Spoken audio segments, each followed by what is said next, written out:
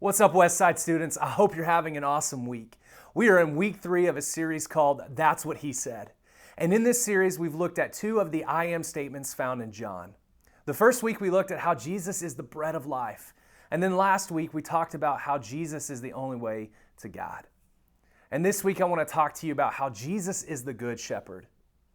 And in John chapter 10, Jesus says, I am the good shepherd. The good shepherd sacrifices his life for the sheep. A hired hand will run when he sees a wolf coming. He will abandon the sheep because they don't belong to him and he isn't their shepherd. And so the wolf attacks them and scatters the flock. The hired hands run away because he is working only for the money and doesn't really care about the sheep. Now let me ask you a question. Have you ever done something that you regretted? I know I've done so many things in my life that I've regretted, but there's one story in particular that trumps all other stories. You see, when Becca and I were newlyweds, I told her in a conversation that she snored when she slept. And she didn't believe me. And so we had an argument for a few hours, and finally in my mind I decided that I was going to prove her wrong. And I was going to video her while she was asleep that night. So the night came and she fell asleep and she was snoring as usual. So I pulled out my phone and I started videoing her sleeping and snoring. But that's not the end of the story, because in my infinite wisdom, I thought, let's put it on Facebook. And so I grabbed the app and I opened up Facebook and I posted the video there. Well, let's just say she was not too happy with me about putting that on Facebook, and I instantly regretted what I did. I tell you that story because we all follow something.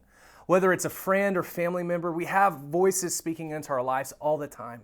It could be a voice from a person, or it could be something else, or it could be within our own mind that prompts us to do certain things. It could be things that drive you to do what we do, or people that drive us away from God. These are the voices of thieves who are pulling you away from God, away from the life He planned for you. And Jesus said these things enter into our lives from different areas, speaking to you, drawing you to come follow them, only to steer you away. And the truth is, everyone has something they're following and listening to. Everyone has thieves in their lives that are robbing them.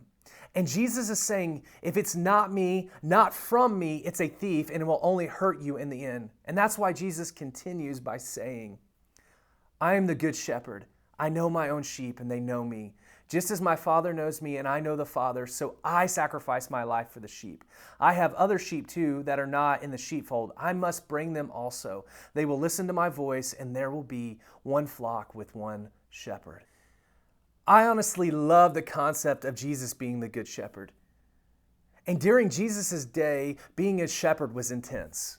And when we realize what this means for us, that we are His sheep and He is our shepherd, we understand that He will guide and protect us and restore us. A shepherd had a rod or staff. The rod was used for 2 things, to protect and to guide. The rod usually had a hook around it that would hook around the sheep's neck to either pull it out of a rut or hole it fell into, or to make it go a certain way. So he would use it to gently nudge or hit the sheep to get its attention. Why? Because sheep had to be directed to do exactly what the shepherd wanted it to do. And if the shepherd did not guide the sheep to the water, they would die of thirst. If he did not make them lie down, they would die of exhaustion. If he didn't do this, the sheep would run astray and be in danger. So the same rod that the good shepherd uses to guide us protects us. See, when a shepherd goes after sheep that is down and out, or finds a sheep that has wandered away, the shepherd would go over to the sheep. He would bend down and pick up the sheep and strap it to his back. He would nurse it back to health and wouldn't let him go until he was restored. The reason they would strap the sheep to his back is to restore and to train. And everything on the inside starts to sync together. They become one. Not only did they begin to sync together, the sheep was close to the shepherd, and the sheep got to really know the shepherd's voice. So the sheep was strapped to his back, so he heard his voice closer than ever before, better than ever before.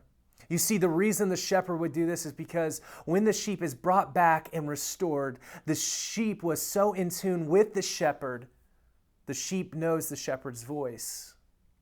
that from then on, that particular sheep, whenever the shepherd would speak, that sheep would be the first to respond to it.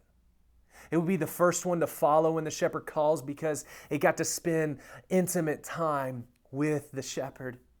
And here's what I want you to know. This is what Jesus does for you.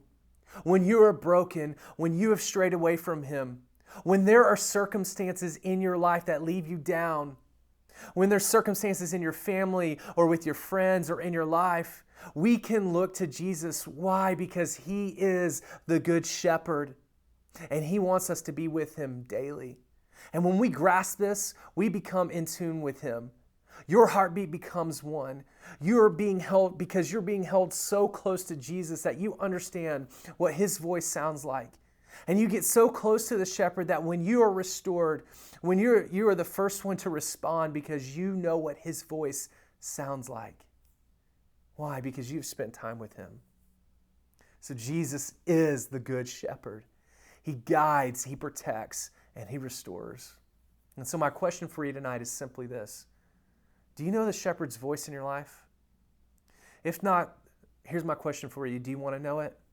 Do you want to follow it? Because you can. So I want to end by inviting you to close your eyes. And I'm going to read Psalm 23 over you. And I want this passage to be our prayer. Because with everything we've learned about tonight when it comes to shepherds, and see how much this prayer means more to you now. So bow your heads and close your eyes. The Lord is my shepherd. I have all that I need. He lets me rest in green meadows. He leads me beside peaceful streams. He renews my strength. He guides me along right paths, bringing me honor to His name. Even when I walk through the darkest valley, I will not be afraid, for You are close to me. Your rod and Your staff protect and comfort me. You prepare a feast for me in the presence of my enemies. You honor me by anointing my head with oil. My cup overflows with blessing. Surely goodness and unfailing love will pursue me all the days of my life, and I will live in the house of the Lord forever.